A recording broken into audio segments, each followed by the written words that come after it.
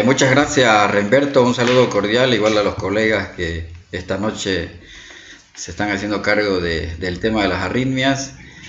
No sé si me escuchan bien. Perfecto. Y de igual forma un saludo cordial también a los que ahora se han dado cita en este escenario virtual. Yo no voy a...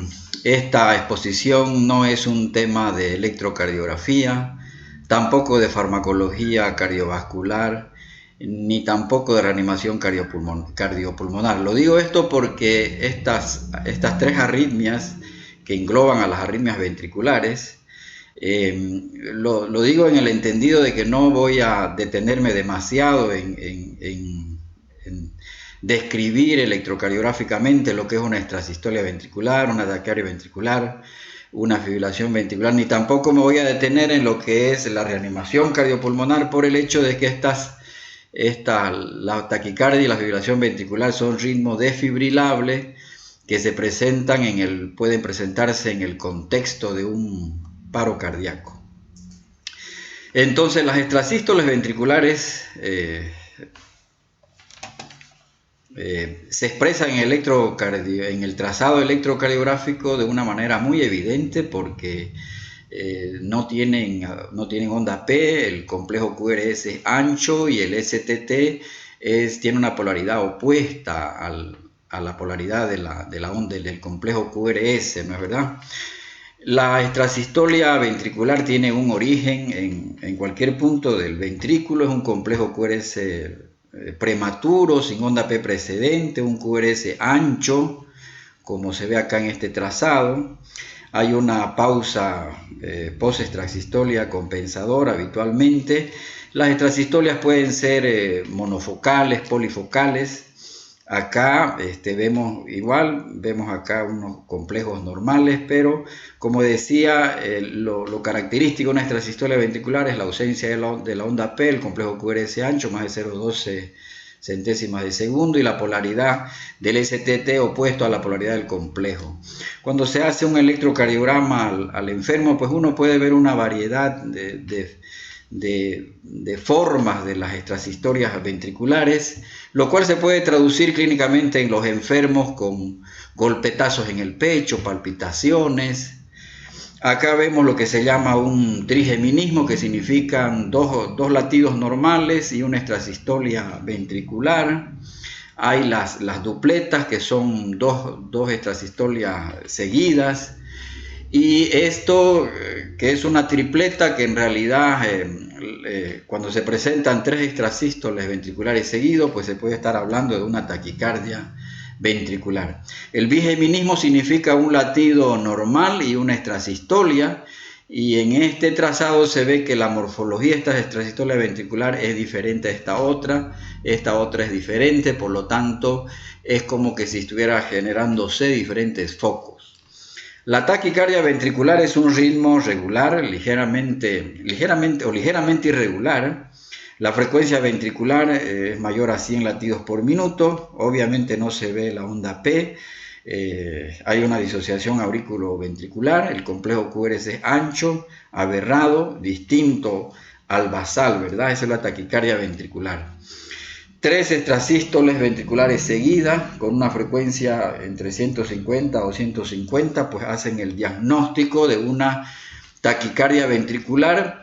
Y la taquicardia ventricular se clasifica de acuerdo a la duración, cuando dura menos de 30 segundos. Esto cuando uno tiene la suerte, digamos, cuando el enfermo está monitorizado, está internado el enfermo y uno ve en el monitor cardíaco que esa taquicardia ventricular no dura más de 30 segundos, entonces habla de que no es sostenida, y sostenida cuando es más de 30 segundos, que puede degenerar en una fibrilación ventricular, en una taquicardia sin pulso, y esto es sinónimo de parada cardíaca.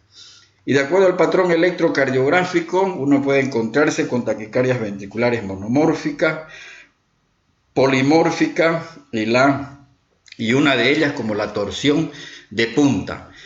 Para hacer siempre ha sido un motivo de análisis cómo diferenciar una taquicardia ventricular de una taquicardia supraventricular, y pues hay varios criterios. Los criterios más utilizados que se utilizan son los criterios de Brugada. Bueno, aquí se ve en este trazado un episodio de taquicardia ventricular no sostenida porque seguramente no duró más de 30 segundos.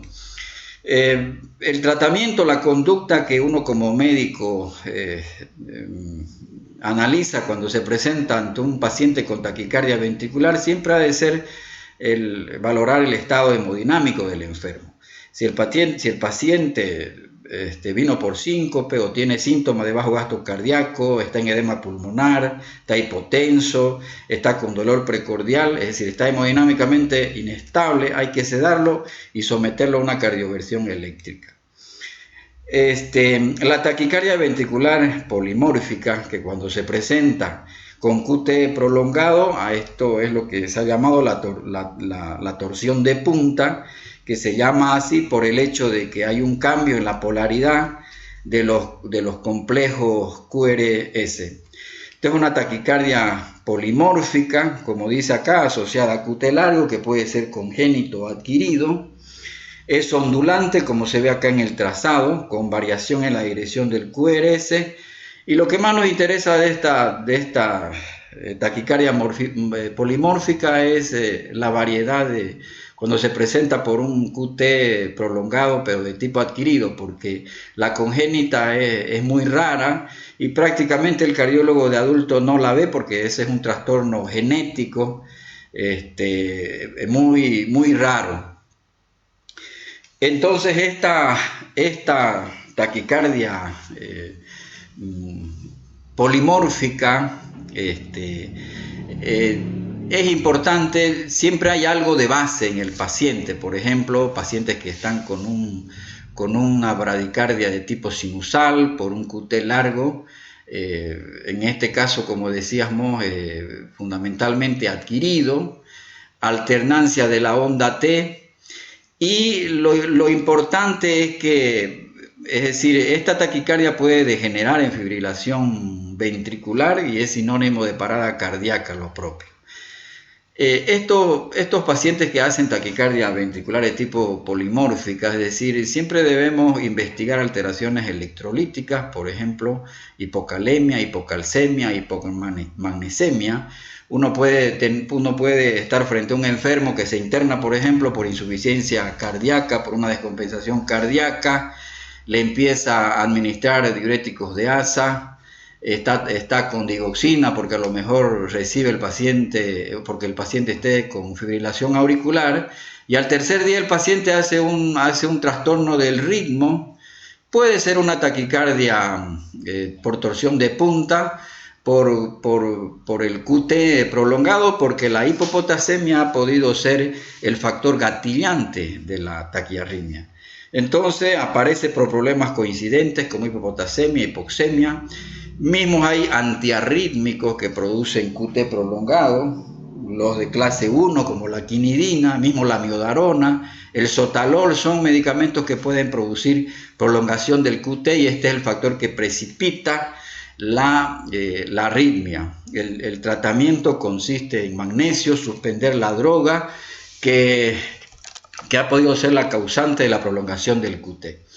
Cuando hablamos de fibrilación ventricular estamos hablando de un ritmo totalmente desorganizado, provoca la muerte en pacientes posinfarto agudo de miocardio, es un ritmo desfibrilable que se presenta obviamente en el contexto de un paciente que está en parada cardiorrespiratoria. Entonces, cuando uno mira el monitor cardíaco, si es que el paciente está monitorizado, se ve una actividad eléctrica caótica, desorganizada, un ritmo ondulante, rápido, irregular. Obviamente no se identifican las ondas P ni los complejos QRS. Entonces, yo recuerdo a un profesor que cuando estábamos haciendo el curso de ACLS, bueno, sabemos que el corazón para por 3 mecanismos: por fibrilación ventricular, por asistolia o por actividad eléctrica sin pulso. Y nos decía el profesor, la fibrilación ventricular la trata el desfibrilador. La actividad eléctrica sin pulso la trata el ojo del médico, porque son causas tratables, por ejemplo, una acidosis metabólica, una una hemorragia aguda, un tromboembolismo pulmonar. En cambio, la sistolia, nos decía el profesor, la trata el cura. Por lo tanto, cuando uno está enfrente a un paciente que hace un paro cardíaco y uno es un paciente que ha estado que está internado, que está monitorizado, si uno no tiene el desfibrilador a mano, pues obviamente está condenado a morirse el paciente, porque la supervivencia va reduciéndose a medida que se retrasa el tiempo en que yo hago la descarga eléctrica. Los fundamentos de la desfibrilación precoz, pues obviamente la FB es el ritmo inicial más frecuente de parada cardiorrespiratoria en el adulto. La fibrilación evoluciona en pocos minutos hacia la sistolia, y el único tratamiento eficaz para revertir una FB es la desfibrilación, como hemos dicho, y la fibrilación responde muy satisfactoriamente a la descarga eléctrica si se realiza en el primer minuto. Entonces, uno cuando está frente a un enfermo que ha hecho una parada cardíaca y ha constatado que es por la fibrilación, se siente uno airoso como médico cuando hace la descarga en este trazado, por ejemplo, con 360 Joule, y ve cómo el trazado del paciente sale del paro cardíaco. Estos son los criterios de Brugada, que no voy a detenerme mucho acá, pero siguen vigentes para hacer el diagnóstico diferencial entre una taquicardia ventricular y una taquicardia supraventricular. Y bueno, el punto más importante de esta charla es el hecho de que el médico defina qué tipo de cardiopatía tiene el paciente que ha debutado con una arritmia ventricular. Una de las enfermedades que más provoca arritmia ventricular es la cardiopatía coronaria, tanto en su forma como un síndrome coronario agudo como en su forma isquémica, como una cardiopatía coronaria crónica. Todos los tres tipos de miocardiopatía dilatada, fundamentalmente, si hablamos en nuestro medio, la de tipo chagásica es una causa importantísima de arritmia ventricular, la miocardiopatía hipertrófica, que a Dios gracias no es tan frecuente, la miocardiopatía ritmogénica del ventrículo derecho, las miocarditis. Entonces, acá se resume el 80-90% de las causas de arritmia ventricular. Y fíjense que también hay trastornos eléctricos que en muchos libros habla de las canalopatías, como el QT largo, el síndrome de Brugada, la torsión de punta.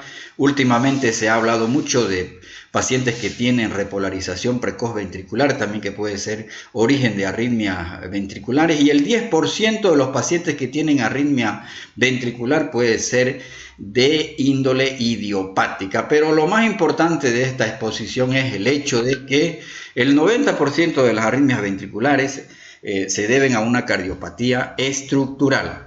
Y cuando hablamos de cardiopatía estructural, uno de los problemas fundamentales en la génesis de las arritmias ventriculares es el infarto agudo de miocardio. Dentro de las complicaciones precoces sabemos que son las arritmias.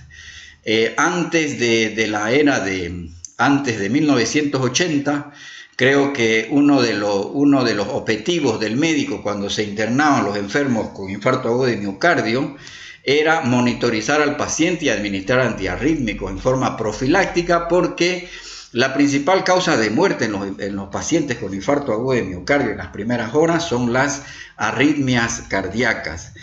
Y también como una complicación alejada, pero aquí cambia la connotación. ¿Por qué? Porque en los pacientes que han superado, que han sobrevivido a un infarto agudo de miocardio y quedan con por ejemplo, este fenómeno de un ventrículo izquierdo remodelado, una cicatriz que ha quedado por el infarto, prácticamente esta taquicardia ventricular tiene peor pronóstico que la taquicardia que se presenta en las primeras horas del infarto agudo de miocardio. Entonces, está prácticamente demostrado que la presencia de extrasístoles ventriculares en duplas, taquicardia ventricular no sostenida en pacientes postinfarto agudo de miocardio, duplica la mortalidad a los 2 años. Pero cuando se asocia una disfunción de ventrículo izquierdo, se cuadriplica la mortalidad. Por lo tanto, es importante el Holter en los pacientes que han superado un infarto agudo de miocardio. Como decíamos, las complicaciones eléctricas dentro del infarto agudo de miocardio, la taquicardia ventricular que se denomina primaria, que es de tipo monomórfica, se produce sobre todo en la fase aguda del infarto, en las primeras 24 a 48 horas, pero tiene una evolución pronóstica. Sin embargo, la taquicardia ventricular monomórfica, que aparece en la fase posterior a las 48 horas, esta tiene peor pronóstico porque hay un sustrato que es el origen de la arritmia. Creo que está demostrado que los beta bloqueantes, la reperfusión precoz, son estrategias fundamentales para prevenir la taquicardia ventricular que se presenta más allá de las 48 horas.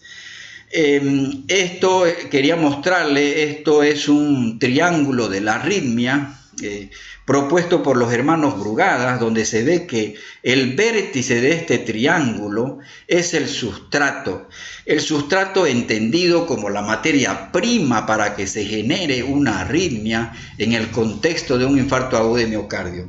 Entonces este sustrato está representado por la cicatriz, el remodelado que sufre el ventrículo izquierdo, porque sabemos que más allá del infarto agudo de miocardio, a las 7 semanas ya se ha producido la fibrosis, se ha remodelado, y la isquemia también como un sustrato. Los factores moduladores son actividad simpática y el tono vagal. Estoy mostrando este triángulo propuesto por los hermanos Brugada por el hecho de que la reperfusión precoz, es decir, reperfundir el miocardio lo más temprano posible, disminuye la necrosis, es decir, tiene efecto en la cicatriz, en el remodelado y en la isquemia. Y por otra parte, la reperfusión temprana disminuye la actividad simpática y aumenta el tono vagal.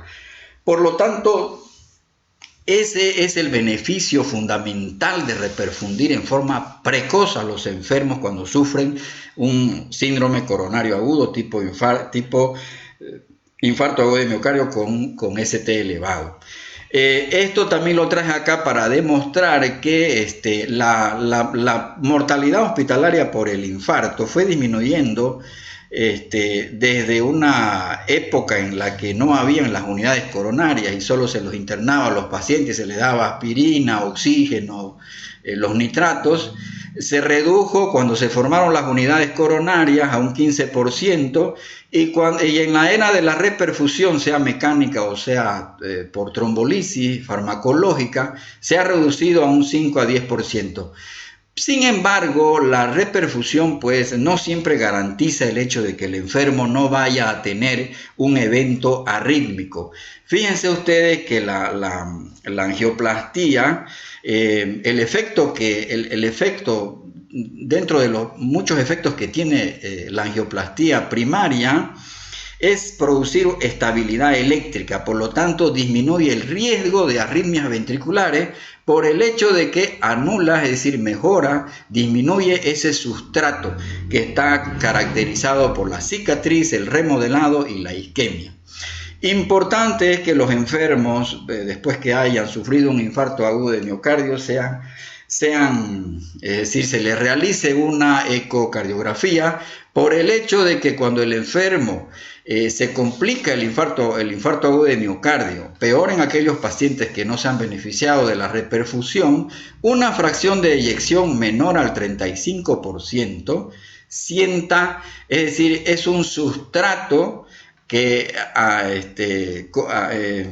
aunado a la cicatriz es lo que va a generar la posibilidad de que se muera por un trastorno del ritmo cardíaco. Por lo tanto, el hacer ecocardiografía, el hacerle Holter a los enfermos que han superado un infarto agudo de miocardio Antes de darle el alta es fundamental estudiarlos porque ellos se pueden morir por un evento arrítmico. Por lo tanto, la fracción de eyección es lo que nos guía mucho. Este es un algoritmo en los enfermos que han tenido un curso complicado del infarto agudo de miocardio. Valorar la función ventricular es fundamental porque si la fracción de eyección está disminuida, le hago un Holter al enfermo y me demuestra una taquicardia ventricular no sostenida, este enfermo es un candidato a que se vaya a casa con un cardiodesfibrilador porque tiene mucho riesgo de tener una fibrilación ventricular y una muerte súbita cardíaca. Esto es lo que no quisiéramos nosotros con nuestros enfermos cuando han superado un infarto agudo de miocardio. Fíjense ustedes que aquí al tercer mes ha cambiado totalmente la geometría ventricular. Entonces, este es un sustrato caracterizado por un remodelado del ventrículo izquierdo que es deleterio para el corazón. Por esa razón es que los inhibidores de la enzima convertidora de angiotensina junto con los beta bloqueantes se deben iniciar precozmente en el paciente con infarto agudo de miocardio porque lo que van a hacer es reducir este fenómeno del remodelado cardíaco. La taquicardia ventricular, como hemos dicho que una de las causas fundamentales son los síndromes coronarios agudos y en el paciente que queda con una cardiopatía coronaria crónica. Ahora vamos a abordar el tema de la insuficiencia cardíaca en su expresión como miocardiopatía dilatada, es decir, el paciente que es un hipertenso, un chagásico que se dilata y llega a la insuficiencia cardíaca. Los pacientes con Chagas se mueren por 3 problemas, o mismo por la progresión de la insuficiencia cardíaca, por un accidente cerebrovascular o por un fenómeno arrítmico, una fibrilación ventricular. El 90% de los pacientes con Chagas, cuando se les hace un Holter, el 90% de estos enfermos tienen taquicardia ventricular no sostenida. Por lo tanto, no debemos descuidar a nuestros pacientes con cardiopatía chagásica. Es imperativo realizarle Holter, fundamentalmente a aquellos enfermos que tienen una fracción de eyección menor del 35%. Pero no olvidemos que también los enfermos pueden debutar con muerte súbita cardíaca, precedido por una arritmia ventricular, que frecuentemente es la fibrilación ventricular. Y puede que este fenómeno de muerte súbita se presente aún en pacientes que no están dilatados.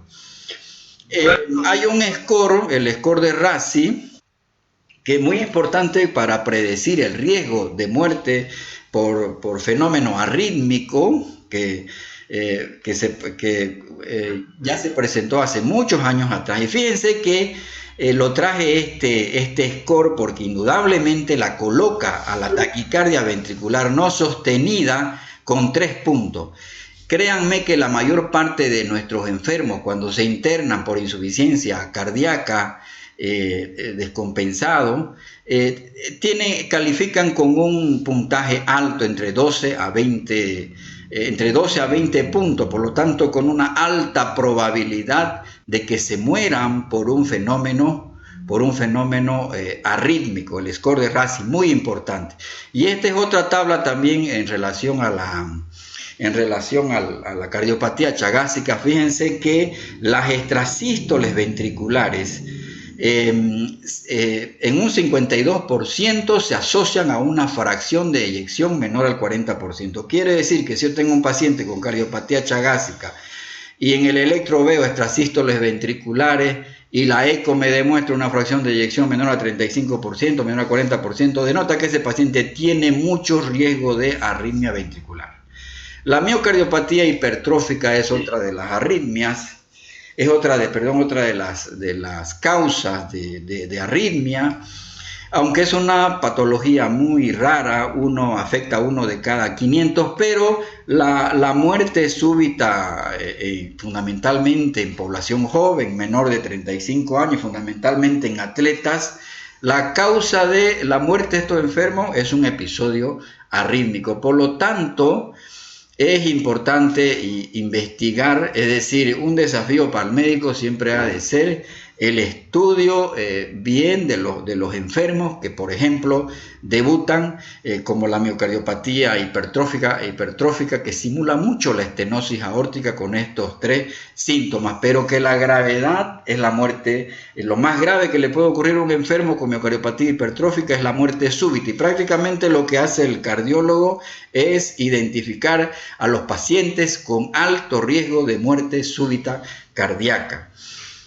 Entonces, ¿cómo vamos a evaluar a los pacientes con arritmia ventricular? Primero documentamos la arritmia con un electrocardiograma basal, el Holter, la ergometría, para valorar el sustrato fundamentalmente en los pacientes, por ejemplo, con evento coronario agudo o con una cardiopatía chagásica, la ecocardiografía. ¿Por qué? Porque si yo me encuentro con pacientes con fracción de eyección menor a 35%, ese es un paciente con mucho riesgo de arritmia cardíaca y muerte súbita.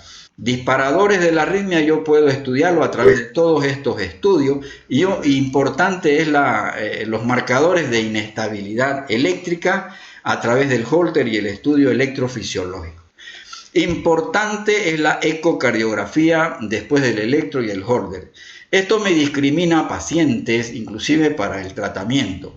Pacientes que no tienen ecocardiográficamente ningún daño estructural, pues el seguimiento es clínico, pero pacientes que tienen alguna cardiopatía estructural, tipo enfermedad coronaria, cardiopatía chagásica, hay que hacer un manejo sintomático de la cardiopatía. Y pacientes con cardiopatía y con fracción de eyección anormal, pues hay que someterlo a todos esos estudios.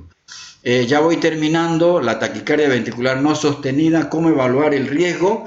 A través de la fracción de eyección por ecocardiografía. Pacientes que han tenido un infarto previo, si el paciente tiene historia de un infarto previo, fundamentalmente aquellos que no han tenido la suerte de ser reperfundido, pues obviamente hay que seguir estudiándolos, porque estos enfermos tienen mucho riesgo de morirse de un trastorno del ritmo cardíaco.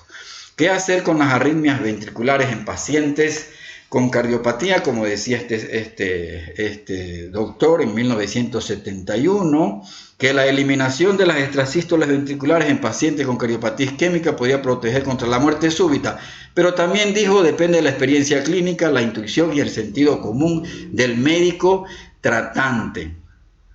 Todos estos estudios que voy a mostrar son estudios que han demostrado que los antiarrítmicos, por ejemplo acá estos dos antiarrítmicos han demostrado reducción de la mortalidad. El propanolol, que se estudió hace muchos años atrás, demostró pues que para reducir que es eficiente en reducir la mortalidad postinfarto agudo de miocardio, no solo en pacientes que estaban en insuficiencia cardíaca, sino también en pacientes que no estaban en insuficiencia cardíaca, y obviamente disminuían la tasa de muerte súbita. Hay muchos estudios que han demostrado la eficacia de los beta bloqueantes en arritmias ventriculares. En 22% reduce la mortalidad, en 32% reduce la muerte súbita. Con el propanolol, lo propio ha ocurrido con el bisoprolol y el metoprolol. Por lo tanto, los beta bloqueantes están dentro de las herramientas farmacoterapéuticas para disminuir la muerte súbita por trastornos del ritmo cardíaco, por fibrilación ventricular. La amiodarona es una de las drogas de mayor uso en la práctica clínica, que está definitivamente demostrado que es muy eficaz para reducir no solamente la mortalidad total, sino la muerte súbita cardíaca. La amiodarona está indicada en todas las taquicardias ventriculares, en la taquicardia ventricular y la FB. Mejora la supervivencia de pacientes con miocardiopatía hipertrófica dilatada no isquémica, en pacientes que han sufrido un episodio de taquicardia ventricular monomórfica sostenida después del infarto, y puede utilizarse esta droga también en los pacientes que están con insuficiencia cardíaca. Todos estos estudios han demostrado la eficacia de la amiodarona en reducir la muerte súbita cardíaca por fibrilación ventricular. Todos estos estudios. Y termino con esto. El 90% de los enfermos que acusan una arritmia ventricular tienen una cardiopatía estructural. Por esa razón es un desafío para el médico cuando se enfrenta a un paciente con arritmia ventricular. Es importantísimo identificar qué tipo de cardiopatía tiene el enfermo. Identificar la causa sigue siendo un desafío. Las opciones terapéuticas dependerán de la condición subyacente. Y en pacientes con fracción de eyección del ventrículo izquierdo menor al 35%, también los estudios han demostrado que el cardiodesfibrilador implantable es la mejor opción y la miodarona sigue siendo uno de los antiarrítmicos más utilizados. Muchas gracias.